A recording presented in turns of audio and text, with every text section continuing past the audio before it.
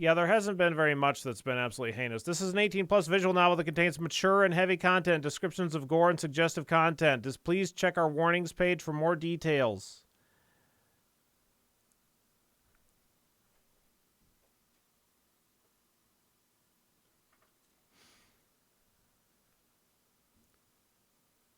Okay, I think we should be good. Warning, Obscura contains instances of rapidly flashing images and text effects. These effects can be turned off at the preference menu under flashing visuals. Has there ever been a warning at the start of the game that made you stop playing right then and there? Thank you so much for the support. Enjoy.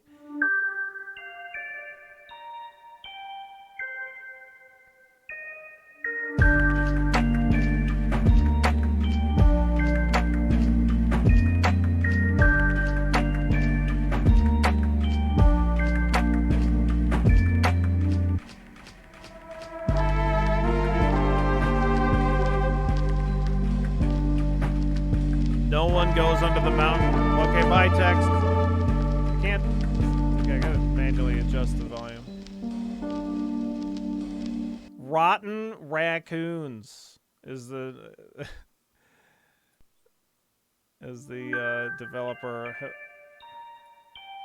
It's quite the image for the thing. One second.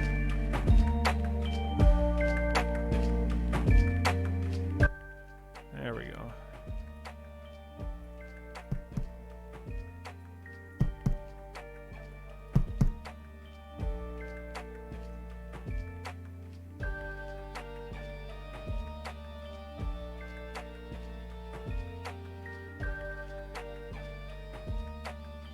I don't auto forward time. So do I want this long or what? I don't know. No screen shake. Flashing visuals are off all by default. Okay, cool.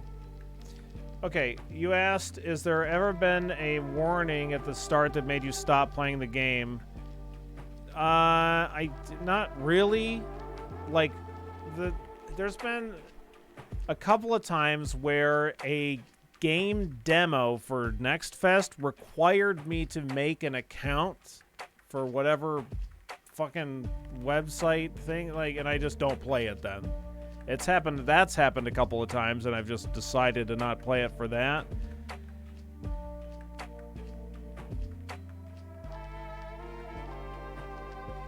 But other than that, I don't think so. Yeah, well, that's fair, Blue. I did turn off, or it was they were actually off by default, I guess. But anyway, I understand. Okay, let's see what we got here.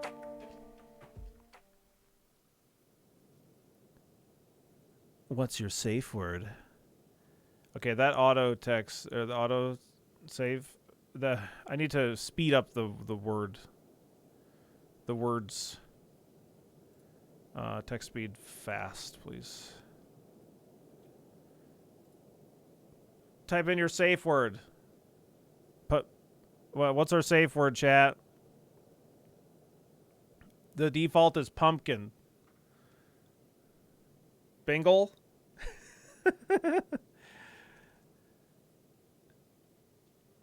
Safe word, small hands. Oh, no. Apple's lawnmower. My safe word is rutabaga.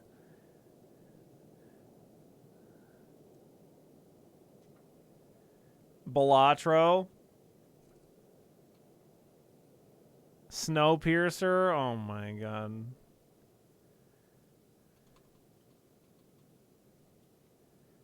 Go nut. All right, let's go with Balatro. If you ever need or want to pause gameplay, then you can press the safe word button in the top right corner. This pauses the game and takes you to the safe word menu. Wow, what happens if we do it right now?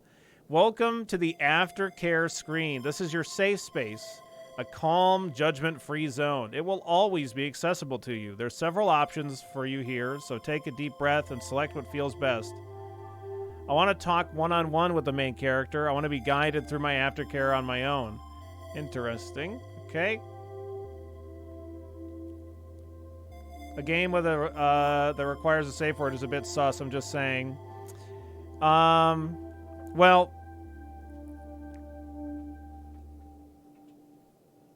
what does the game intend to do? I don't know the answer to that question. I think that the game, I don't know, but I think that the game might just be establishing its, you know, that like it's important to have a safe word. But I don't know. Okay.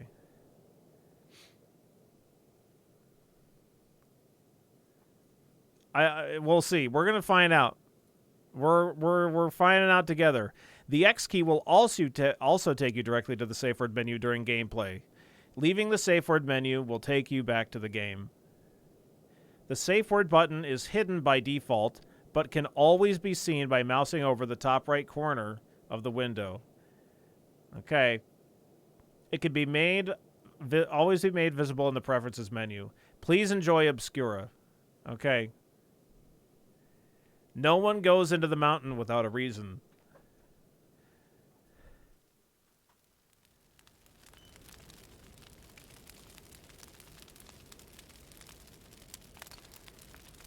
Purpose of business? Buying. No one takes their past into the mountain. How are you going to pay? Some funds? Some work? Good luck with that. Everyone knows what it means when you go. No one says anything about it. Give me your bags. The guard looks through my things with perfect efficiency. Bored, they start asking me questions. What are you going to be called down there?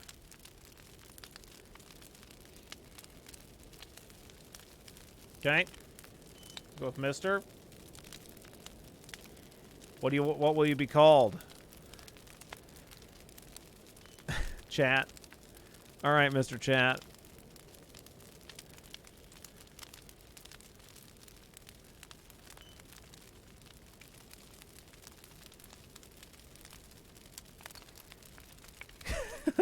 It says good choice.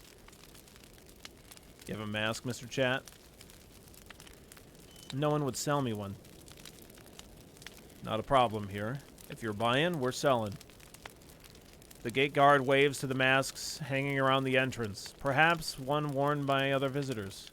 The masks are an old custom, plausible deniability. We're all faceless strangers under the mountain. Pick your poison. The charcoal-colored one with the worn lace and gold trim. The cream-colored one with flowery details painted across the left side. The burgundy-colored one with swirling embossed patterns.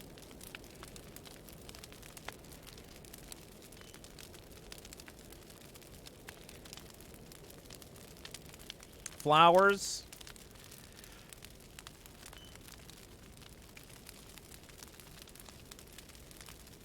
Okay. I take the mask off the wall and fit it to my face. It weighs on my head, but my mind feels lighter. I see my reflection in the mirror. The people under the mountain have beautiful taste. I hand the gate guard the money owed. Welcome to the marketplace. They step aside, allowing me passage into the tunnel in the side of the mountain. I begin my descent. At first, I have to wonder if I have been tricked in some way. The passage grows narrow, the air stale, and the path uneven. I'm walking by the last feeble threads of light that reach this deep.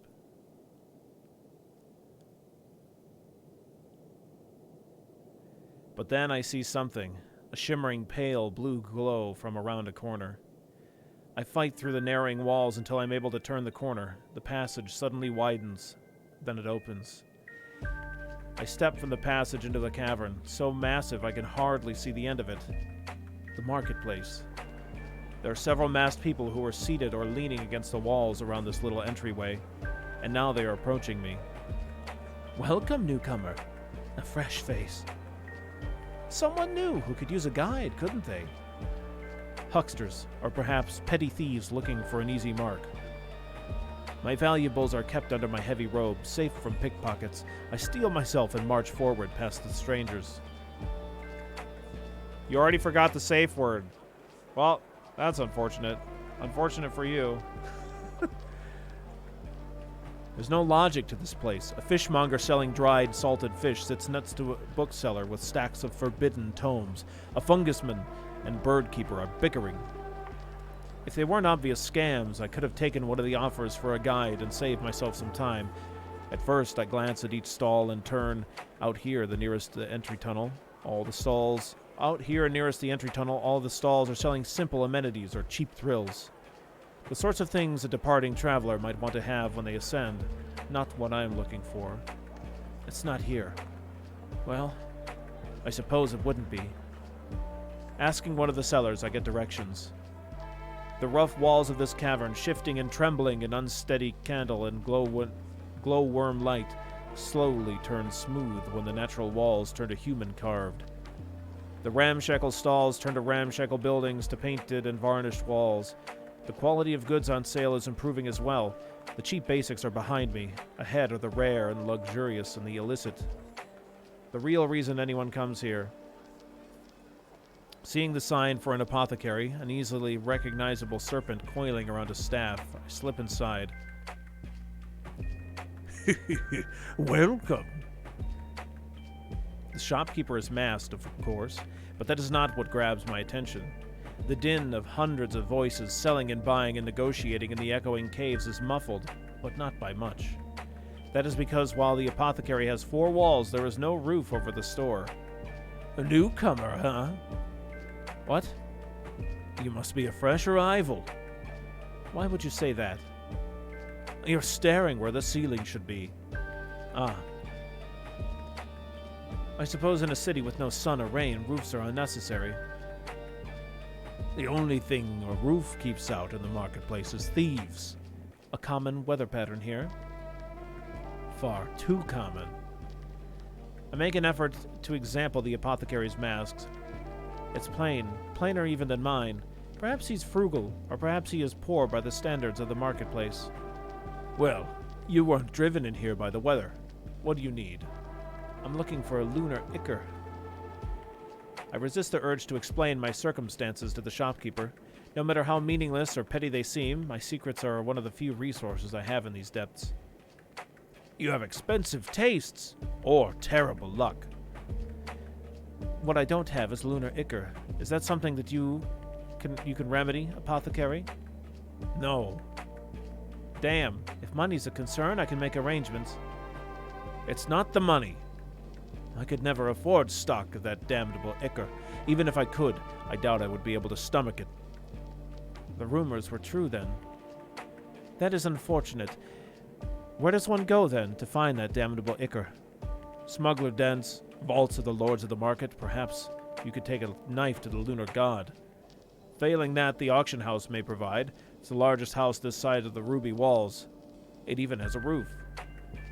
The apothecary cannot see my smile, but I hope he can hear it.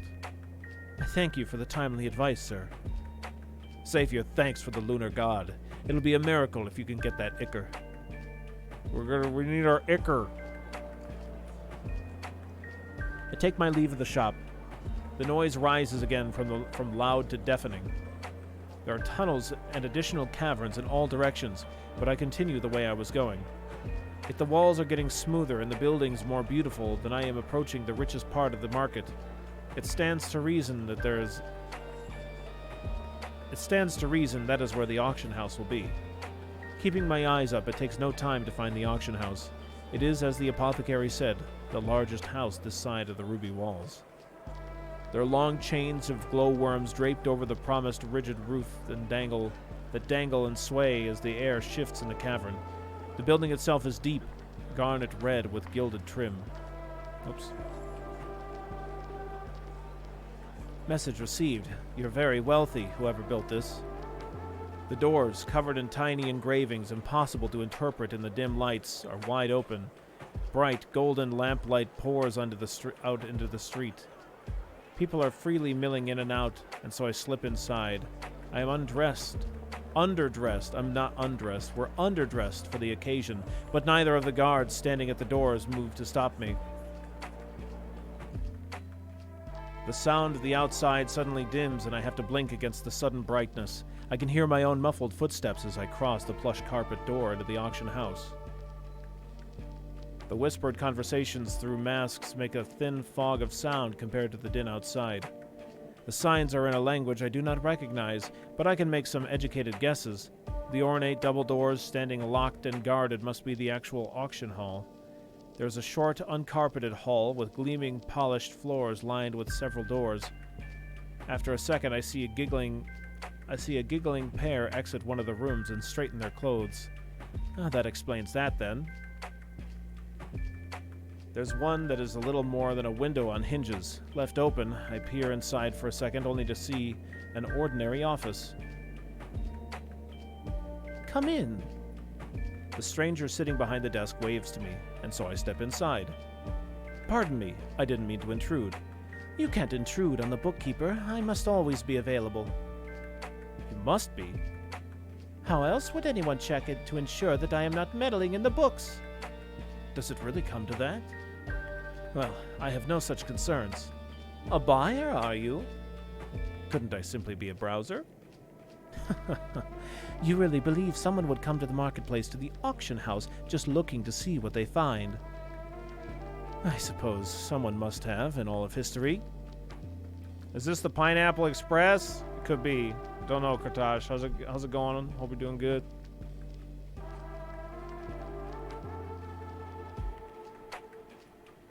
Well, if that's the scale you're measuring by. You, however, are not here to browse. No, I'm not. You're right. I am here to buy. Shall I show you the catalog for the next auction? I would appreciate it. The bookkeeper stands and hands me a sizable booklet. Do not damage it. Do not leave it. Do not leave here with it. They open a drawer to their desk and hold up a knife. It's a little thing, but I have no doubt they could kill me with it. Then they sit again and resume their work. I flip through the book. There are objects of unimaginable value, works of art by artists even I know by name, an exquisite jeweled tiara fit for any princess, the deed to a country manor on the surface. Then there are the wonders I could have never dreamt of. The bird wreathed in flames that never burns, the still beating bloodstone heart of some rock nymph, a potion of clear vision. I flip a page and am met with the miserable exposed face of a young adult. Their posture is low and defeated, but they are beautiful. The text informs me that whatever is paid in the auction will be sent to their family within the mountain. Surely not. I flip the pages again. There are no other people in the catalog, but one is enough to turn my stomach. Thank you, bookkeeper. Finished already? What I want isn't in here. And what is it that you want? I'll check the history, see if when the last one was sold. I bite my tongue for a moment. A lunar ichor. An unlucky one, aren't we? I couldn't say, if you would, bookkeeper. They shuffle through a notebook. I try to read the text, but it's nearly impossible to interpret their faint pencil scratchings. More bad luck to heap onto your pile, I'm afraid. The last sale was 3 months back. It's unlikely we'll get another sale for months yet, unless someone new comes in with a stock.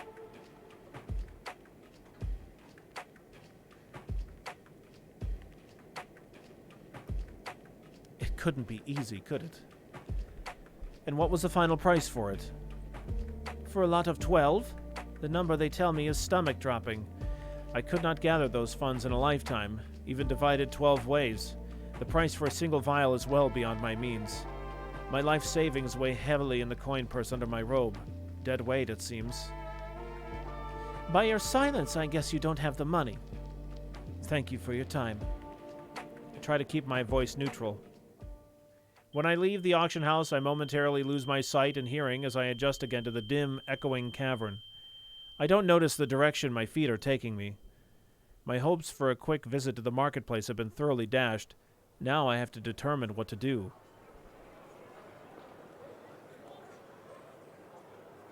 I'll think better after some rest. Can't afford to give up. I cannot allow myself to give up in difficult circumstances. If I give up on getting the lunar ichor, I might as well throw myself off the mountain. For now, I need a place to stay. My feet ache from the climb up the mountain. My spirit is draining away in these cramped, noisy conditions. I stop by a stall and ask for directions to a decent inn, rest stop, public house, anything. Following the directions through a short tunnel, I wander through the quieter district of the marketplace. The quiet is relative. The guest house is a challenging find, though I hesitate to call the ground-down walking paths roads.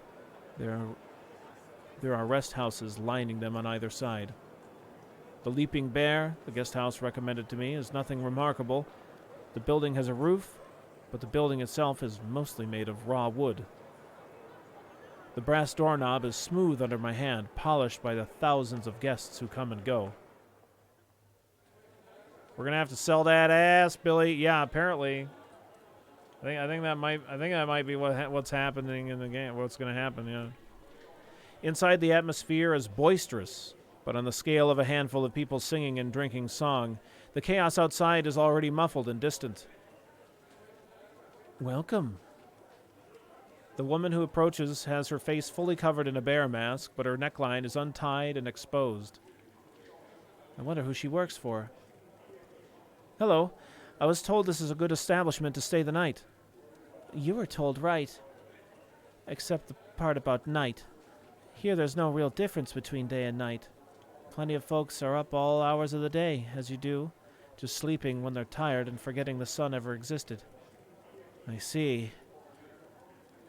The bare-masked woman has me sign into a guest book and pay for the night. You have the room for 24 hours. If you're staying longer, I expect you here to pay for more time. If you don't, you might find all your things. Oh, I see. Okay. I thought I misread the line to be like, you might find all your things at Moonshine. I'm like, what the hell's that? If you don't, you might find all your things at a moon shrine. I'll remember, thank you. And you'll be needing these. She hands me a dull metal medallion and a leather string and a key. Dear Rufus over there. She gestures to a mountain of a man, also in a bear mask, standing by a door. Make sure only guests go to the rooms. Oh, Rufus makes sure only guests go to the rooms. That medallion proves that you're a guest. Don't lose it. Or else I'll find my things at the moon shrine. Pick things up quickly, you do? Seems like an important skill to have here. Quite right. Goodbye. She gets back to her business, so I approach the mountain of a man guarding the doors to the rooms. Hello, Rufus. I hold up the medallion and wait. I'm not about to rush a man with a bat, especially one as blood-stained as his is. Then he nods, and I am granted passage. He watches me go to my assigned room. I suppose it's a good measure to prevent theft, but then so is a blood-stained bat. Sleep doesn't come easily at first. How can I risk sleeping in the marketplace? But it does come for me. In the metaphorical cold light of the morning, I see the sense in my choice last night. I cannot leave the marketplace without lunar ichor, thus staying is my only real choice. I'm able to order something like breakfast from the Leaping Bear's kitchen, and then sit deep in thought staring at the bowl of porridge. Eating in this mask is a bit of a bother. I have to navigate the spoon around the mask. There's clasps, you know. I stare at the sudden appearance of the proprietress. What? Feel along the side of the mask. There should be pins or clasps holding the bottom part. I do as she said and find little clasps holding the two parts of my mask together. Well, I feel like a proper fool. It already feels strange having my mouth exposed, like a funny kind of nudity. Newcomers are all a bit foolish. It's part of their charm. Thank you, I think. Just keep your wits about you. You'll live. You make it sound so dire. Well, you're here, aren't you? You're not wrong. No one comes here without good reason, I should think. What's yours? A personal matter. Buying or selling. That's all there is down here, after all. Buying. Something I might not be able to afford, it turns out. That won't narrow things down too much for her. Well, it depends on how you're trying to buy things, doesn't it? Money will get you anywhere if you have enough of it, but there's other roads out there. Is that something you'd know a lot about? I couldn't say. I only know what stories the guests bring in. She says it flippantly enough that there must be a story there, but I resist the urge to dig. Then I suppose my next job is to find what paths I can use. Thank you. Oh, not a problem. The masks trouble everyone at first. You just ask for Bruna if you have any more problems. I'll be happy to help. She sweeps away to handle another matter, and I'm left with far more productive thoughts. Money won't get me Lunar Ichor, but something else might. Influence, friendship, violence, guile. My body, if it comes down to it. Anything. There's a lot to think about. Am I going to stay in a guest house for weeks or months? What possible ways are there to get Lunar Ichor? Let's start with one foot in front of the other. Over the next several days, I get to learn the layout of the marketplace. It's an ever-shifting rat's nest of stalls and passages and unmanaged pathways, but there are some fixed landmarks. I can navigate somewhat comfortably by the landmarks when they're visible. One evening, based on my own internal clock, the proprietress of the Leaping Bear hints over a meal that as long as I am well behaved, she would be willing to extend more generous long-term rates to me. I wasn't planning to misbehave, even less so with Rufus keeping an eye on me, so that settles the matter of lodging for the moment. As for the Lunar Ichor, I'm at a loss. It is rare, absurdly rare, and based on the reactions of those I speak to about it, some aspect of it is very taboo.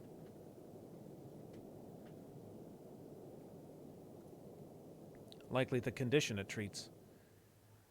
I'm wandering through the quieter passages, clearly natural by how uneven the ground is. It's mostly homes built on whatever smooth patch of stone the boulder could find. This game is actually Lunar Ichor, the Endless Hunt. All right, have a good one, Muck. Remember the safe word. Don't forget the safe word. I'm kind of like I might be stopping this one pretty soon.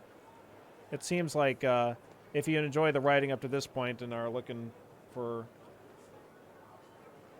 I'd like to kind of get to the part where, like, the meat of the game, as it were, but I'm not sure how long it's going to take for us to get to that part. I'll click forward a little bit and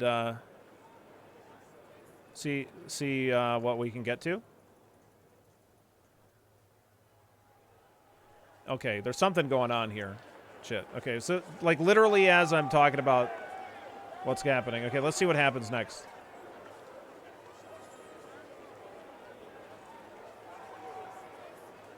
Idle curiosity keeps me where I am, watching the ruckus of the crowd intensify. Very suddenly, one of the members of the crowd breaks away and sprints directly towards me. I start moving backwards, trying to step aside. I misjudge my step and stumble. I fling a hand out in an attempt to find my balance. The sprinter slows down very slightly as they get closer to me, slow enough to catch my hand and jerk me forward. I try to pull my hand away, but it's impossible. The runner pulls me along, and I have to use all of my focus to keep up. Stop! Thief! Thief?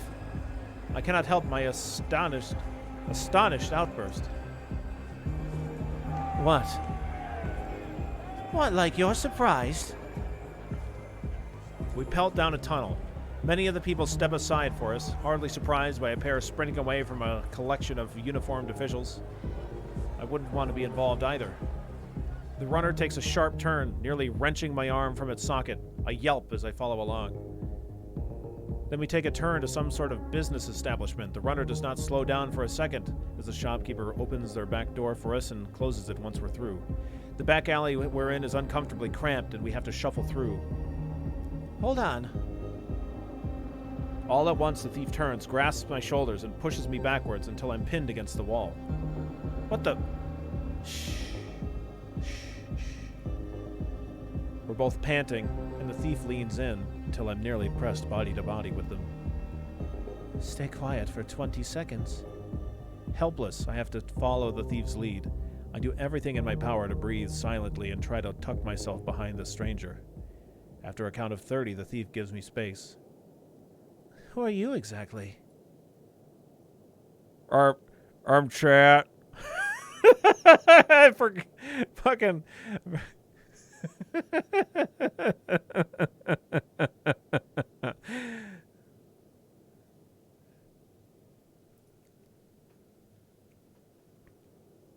Okay, chat. Do you trust me? No. Not remotely, should I? No, you shouldn't. But if you don't want to get arrested, then you should still come with me. And another merry chase through the marketplace. Somewhere we can cool off. They didn't see your mask, so once the trail gets cold in 20-ish hours, you can go. Have this escaping business down to an art, do you? I wouldn't be here if I didn't. Well then, thief, steal me away. Keep quiet until I tell you it's all right to speak again. Not yet. What's your name, thief? You've got mine. I'm a thief. I'm supposed to take things. You want me to call you thief while we're walking around? Would you like that kind of attention? You're not always going to be this mouthy, right? Depends on how much you deserve it. Oh-ho. Call me Kier.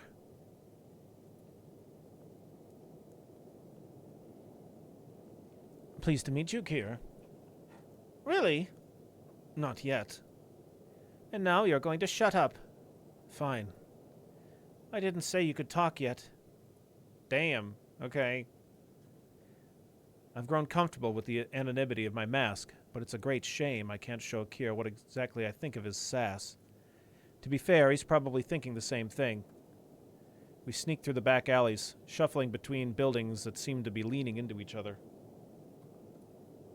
I have no idea where we are at this point. I've lost my sight of my visual landmarks, and there's every chance that I'm in a cavern I've never explored before. Okay, I'm going to click through a bit more.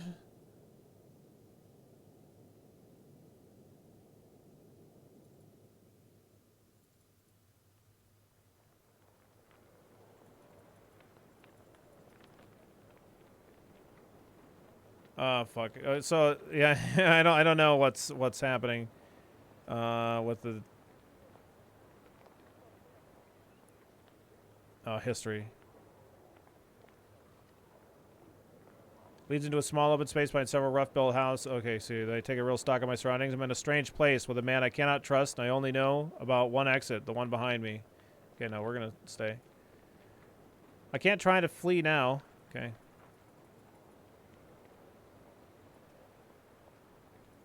So he's got somebody he's taken care of, probably.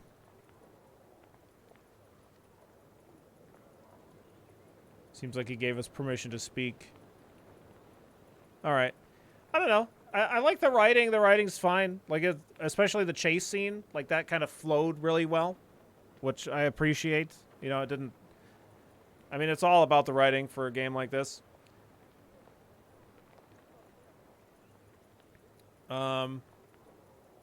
I know I'm not really getting into the meat of it, but I would have much preferred that the game just kind of like got us a little bit more into like the main part instead of like the introduction.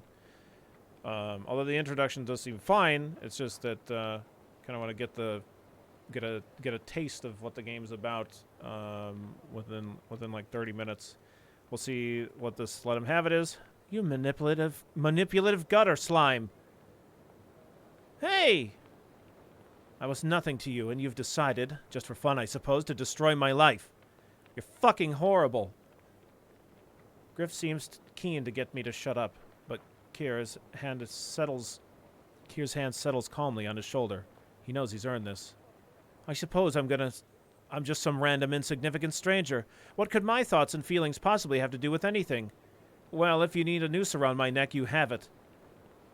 But don't think that this means I'll ever be able to trust you. There's a moment of quiet. My heart is pounding, and in my head there's nothing but screaming. I'm so angry I can hardly breathe. Are you done?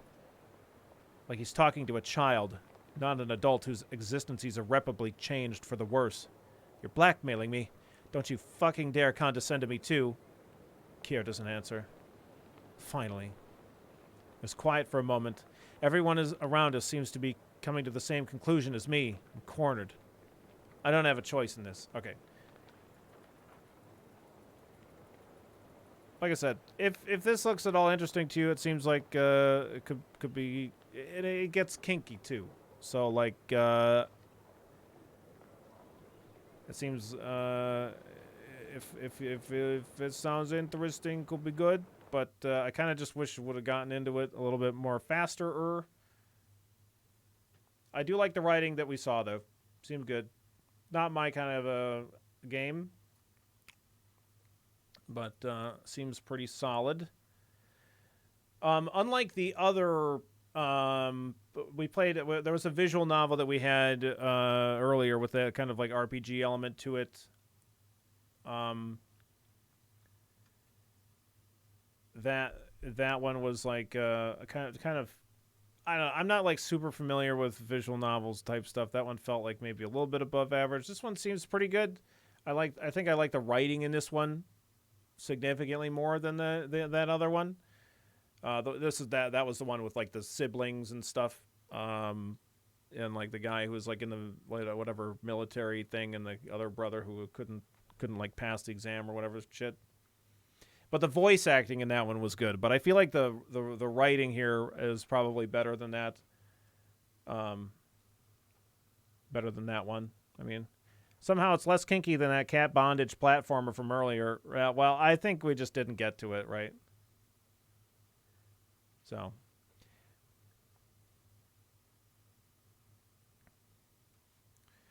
So it's a visual novel.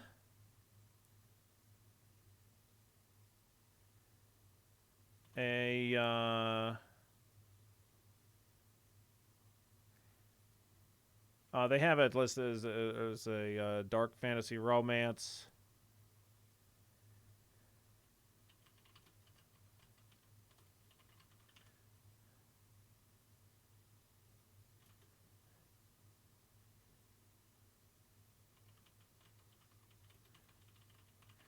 I'll say that you establish a safe word at the beginning.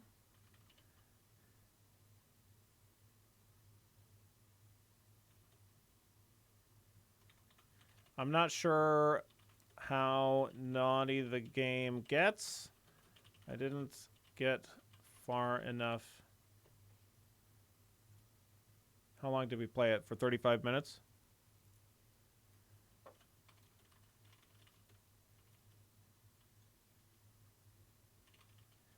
I didn't get far enough in 30 minutes to read anything spicy, we'll say. I think that's pretty fair. I think I give it, it's like either a 2 or a 3, because like I feel like generally visual novels is like, I think it's probably a 3, because I think, like I said, I think it's like, if you're into it, you're probably gonna like it quite a bit.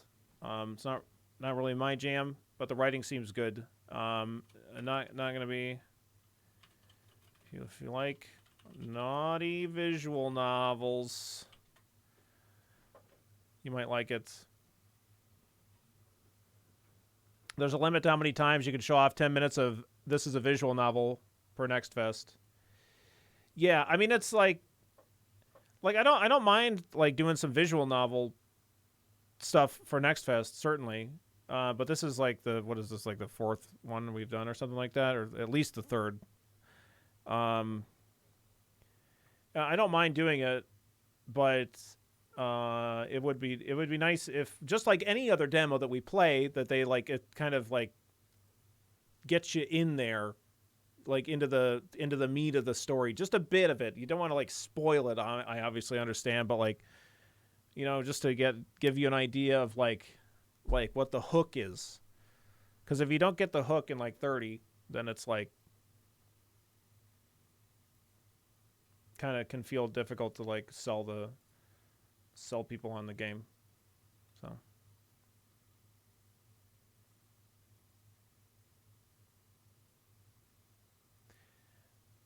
yes, well, I mean, we saw human trafficking in the game in the time that we played. So we did see that. I mean, it's like the whole thing that's established is like that place that we were going is like a place where, like, supposedly, like, everything is bought and sold, like everything. So it's that includes, like, it seems like people and sex and drugs and just all the things. So yes, that's like established quite quickly.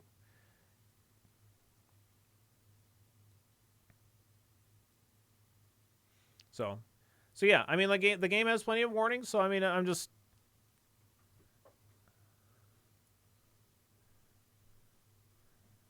um, it's totally fair for it to have that kind of content. Nothing wrong with that.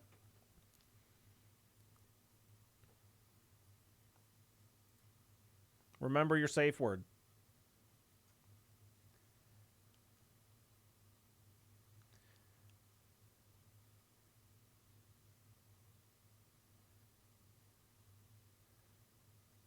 I would much rather have a game that has that kind of content, establish good, like establish boundaries within the game itself, because like in real life, if you have that kind of relationship with somebody, then you need to set up boundaries and like have a safe word and like make sure that it's a safe space. Like just do just, you know, it's not being um like I haven't I didn't read that book. Well, what's that famous book that got made into a movie that's like has like a BDSM like relationship in it or whatever? But apparently, from what I heard, like that has like a really bad like kind of relationship in it. It's like not a safe one. 50 Shades of Grey. Yeah, that's the one. So from what I hear, like that one doesn't have a good stuff. So it's like good to establish. Like you need to be able to properly uh, like communicate in those kind of safe situations or whatever.